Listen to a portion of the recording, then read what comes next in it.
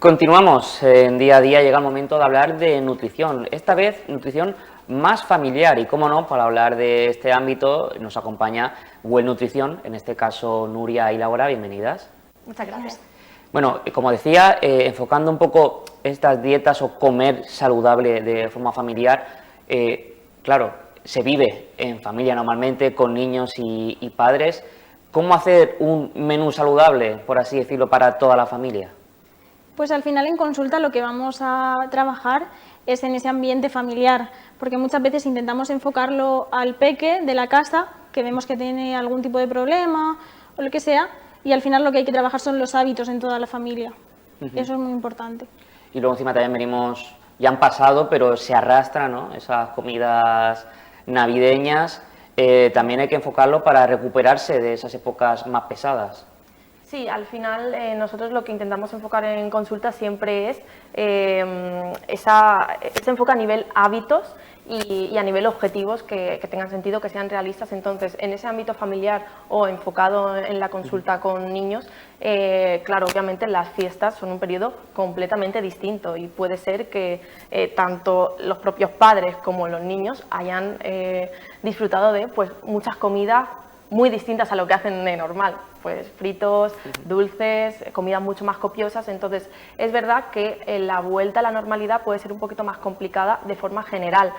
Por parte de los niños muchas veces también puede ser que hayan tenido esa exposición a ciertos alimentos a los que se acostumbran y luego puede ser un poquito más complicado volver a enfocarlos, que ahí es donde muchas veces acuden padres a la consulta un poco frustrados, digamos, por no saber muy bien cómo enfocar el ofrecerle alimentos saludables, porque quizá los niños los están negando, y no hacer una restricción de esos dulces porque puede llegar a provocar también problemas a nivel salud mental. Entonces, encontrar ese equilibrio muchas veces es bastante complicado y ahí es donde entramos un poquito nosotros a trabajarlo.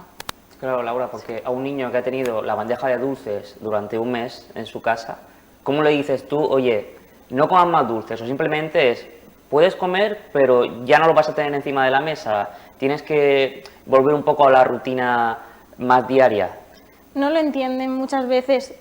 Ellos han estado acostumbrados en este tiempo a tenerlos libremente, lo ven como un alimento normal ahí, y de repente llega enero y ¿qué pasa? Tengo que volver ahora a comer otras cosas y además estoy volviendo al cole, ya no veo a mi familia como normalmente a lo mejor nos vemos en Navidad.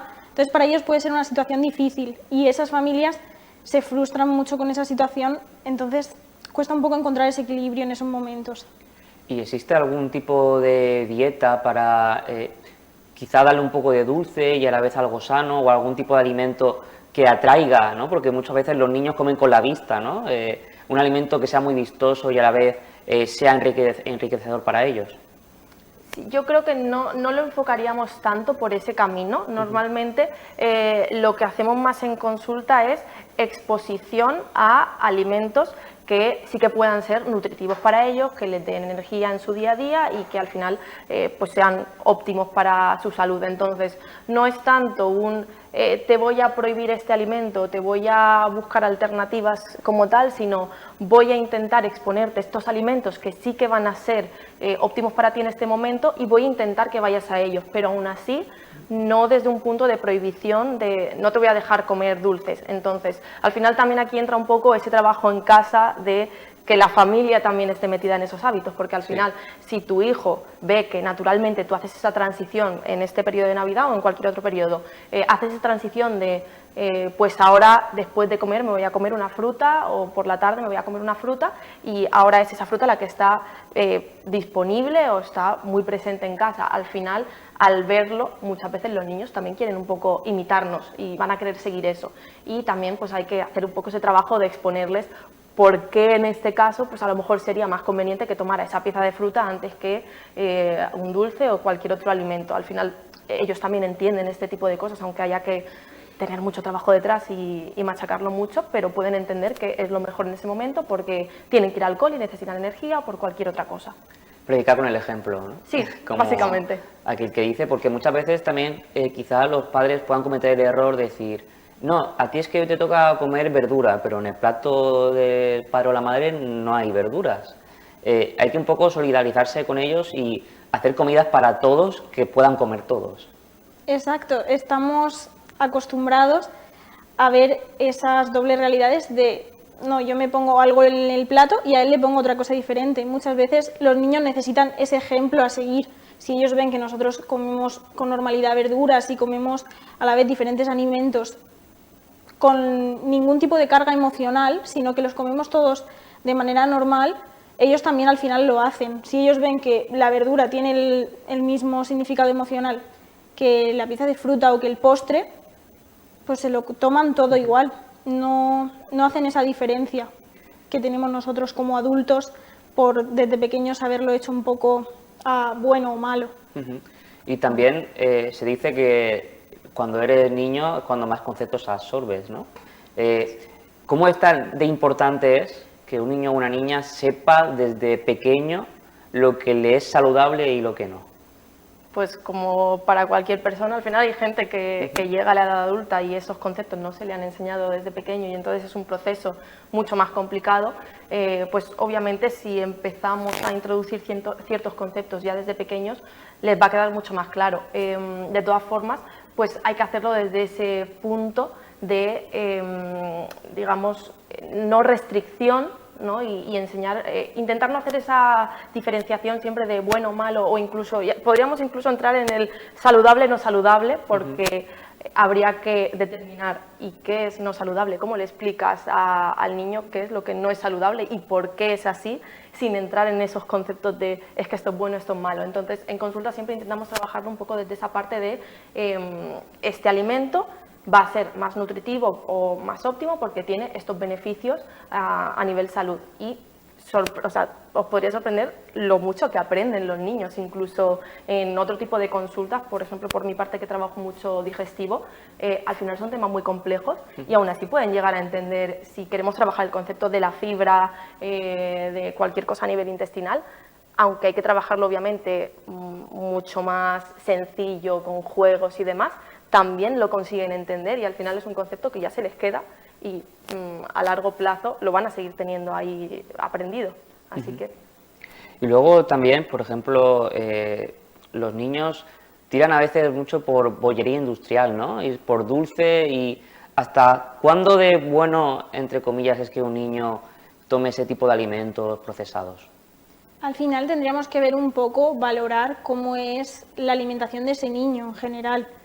Vamos a ver, hay alimentos que son más nutritivos, alimentos que son menos nutritivos. También depende de la etapa o el momento de la vida, pero tendríamos que valorar mucho el contexto. Obviamente vemos que estos alimentos son alimentos que a nivel nutritivo su calidad es bastante baja, pero a día de hoy lo que se está intentando es con políticas alimentarias es intentar reducir la exposición de los niños a esos alimentos. Pero al final, muchas veces también normalizándolo y que los niños vean otro tipo de alimentos sanos y ese alimento como iguales y no como un premio versus una comida a base de verduras, que es como lo peor que me podrías estar dando, podemos jugar un poco desde ahí. Por ejemplo, si me dicen los papás, pues mira, si te terminas el plato de lentejas te voy a dar esta bollería. Pues ahí al final le estamos dando una carga moral muy alta a la bollería y se la estamos quitando a ese plato de lentejas. Entonces hay que tener un poco cuidado el lenguaje que también utilizamos con los peques en cuanto a alimentos saludable, no saludable o bueno o malo. Claro, porque es lo que tú dices, si dicen, oye, es que el premio es el chocolate, pero las lentejas es más nutritivo que el chocolate, al final el niño va a quedarse con el premio de que lo dulce es lo bueno, cuando a lo mejor lo bueno para él es unas lentejas o unas legumbres.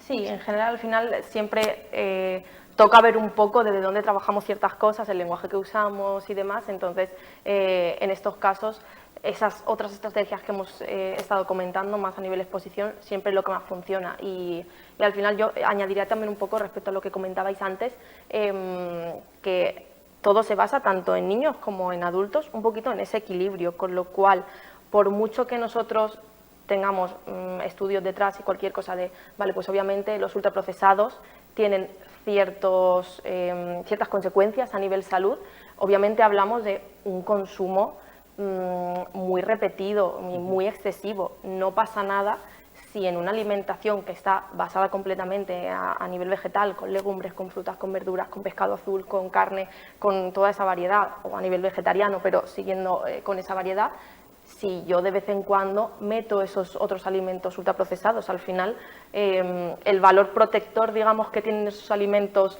a nivel vegetal que estoy metiendo va a ser mucho mayor que ese 1, 2 o 3 que estoy metiendo ultraprocesado. Entonces, no nos martiricemos tanto por no meter esos alimentos, sino porque haya un poquito de ese equilibrio. Otro aspecto también son las intolerancias, ¿no? Al gluten, quizá a la lactosa. Por suerte ahora se detectan, ¿no? Los pediatras ya llegan al momento en el que ven esas cosas, se revisan más. Para un pobre niño o niña que ha sido, por ejemplo, detectado alérgico al gluten, ¿cómo se puede enfocar una buena alimentación a ellos? Hay una puntualización, porque esto es algo que confunde mucho a la población con el tema del gluten. En general, lactosa, fructosa y demás, sí que hablamos de intolerancias. Sí. Cuando hablamos del gluten no hablamos de una intolerancia porque es un proceso completamente distinto. Hablamos normalmente de una celiaquía. Es una enfermedad a nivel autoinmune en la que los anticuerpos reaccionan con ese consumo del gluten, con lo cual sí que hay que hacer esa diferenciación, porque una intolerancia tú puedes llegar a consumir, seguro que conoces a alguien intolerante a la lactosa que de vez en cuando dice, oye, pues un poquito no pasa nada. Eso con el gluten no pasa. Entonces sí que ese punto diferencial, y luego al entrar en estos temas en consulta hay que tener mucho cuidado también, porque al final entramos un poco al final son niños pequeños en general, y aunque decíamos antes que obviamente entienden estos conceptos, cuesta un poquito también muchas veces que comprendan el por qué tengo que retirar esto o qué es lo que me está pasando exactamente, y muchas veces también, claro, al final ven a gente de su familia, a amigos comiendo ciertos alimentos que ellos no pueden comer, y es algo también a trabajar, pero se puede adaptar perfectamente. Nosotros en Well trabajamos mucho también en conjunto con otros profesionales como médicos, que al final son los que hacen el diagnóstico, y ya nosotros adaptamos esa parte de alimentación, pero se puede adaptar sin problema. Al final hay que tener en cuenta que no haya ninguna deficiencia y que todo se pueda llevar luego bien en casa. Hay que hacer un trabajo también con los padres, para que al final son los que ofrecen la comida, pero se puede hacer sin ningún problema. Y ya para ir finalizando, Laura, ¿hay algún tipo de juego o interacción para que un niño, ya hablo un niño pequeño, quiera comerse las lentejas, ya que hemos hablado de lentejas? ¿Hay algún, o servirlas de otra manera, o ofrecérselas de otra forma? ¿Hay algún tipo de iniciativa para los niños? Pues sí, en consulta trabajamos muchas, porque al final es adaptar estrategias que, como hemos dicho, se adapten a esas familias, a ver de qué manera se las pueden dar, si pueden hacerlas de una manera o de otra, cómo le gusta a ese niño. A lo mejor no le gusta de una manera cocinada, a lo mejor sí le gusta de otra. Hay que ir probando, pero para eso aplicamos diferentes estrategias, y al final los niños como más aprenden es con juegos. Entonces a nosotras nos gusta también que vengan a consulta y que ellos mismos participen en su propia alimentación, a ver cómo lo hacemos, cómo podríamos hacerlo, y a partir de juegos y demás ellos aprenden y al final lo incorporan. Al final lo ideal es que ellos sean independientes en ese sentido el día de mañana. Pues estas palabras de buena nutrición, gracias Laura, gracias Nuria. Así que ya saben, si quieren apuntarse en familia o simplemente iniciarlo a los más peques, una comida saludable que siempre es bueno para todos y todas, tienen que ir a Buena Nutrición, donde siempre tendrán esos buenos consejos.